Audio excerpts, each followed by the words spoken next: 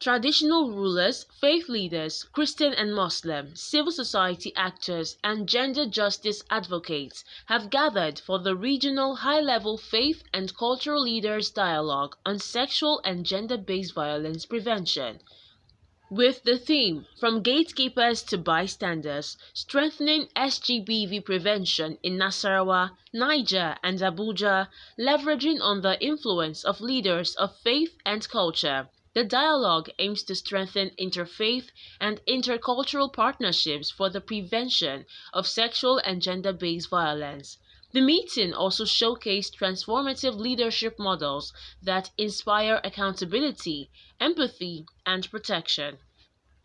Speaking at the conference, the executive director for the Dorothy Njemanze Foundation, Dorothy Njemanze, revealed that the aim of the meeting is to deepen collaboration and present tangible frameworks for sustained, community-driven prevention efforts.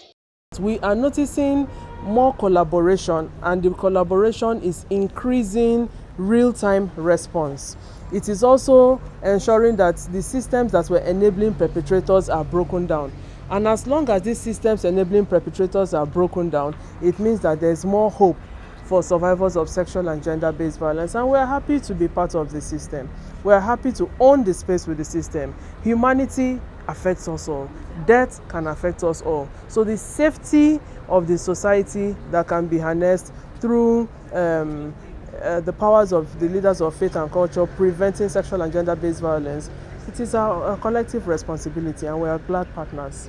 Empowering leaders of faith and culture, we hope that the real-time impact from communities will cascade better and will have better sampling or better opportunities to assess the state of gender-based violence amongst other human rights violations. Issues of GBV requires continuous sensitization. It's an issue that came up for me within the last 3-4 years on issue of gender-based violence, and it's really a disturbing trend.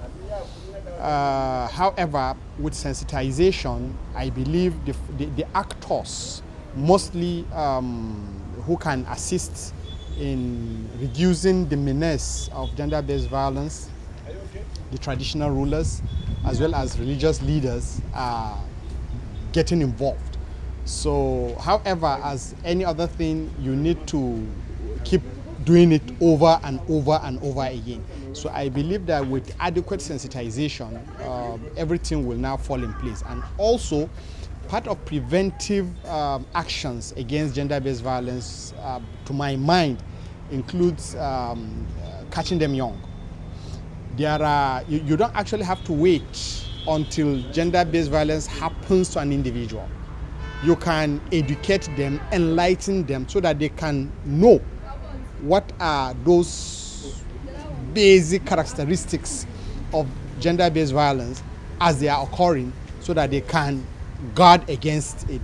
And by that, I mean our secondary schools, even tertiary institutions. There should be clubs on gender-based violence so that like minds, peer review can sit and talk about these issues. Gender-based violence is violence to people based on their gender, and it is rampant in our society, and we are doing everything possible to see that it is eradicated.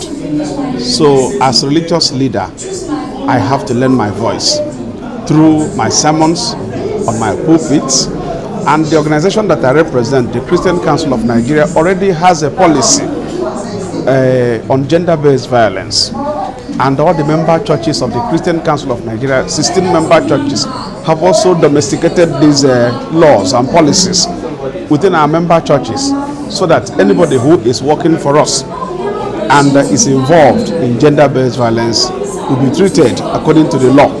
So we encourage church leaders to do their best in making sure that everybody who is involved in gender-based violence are brought to book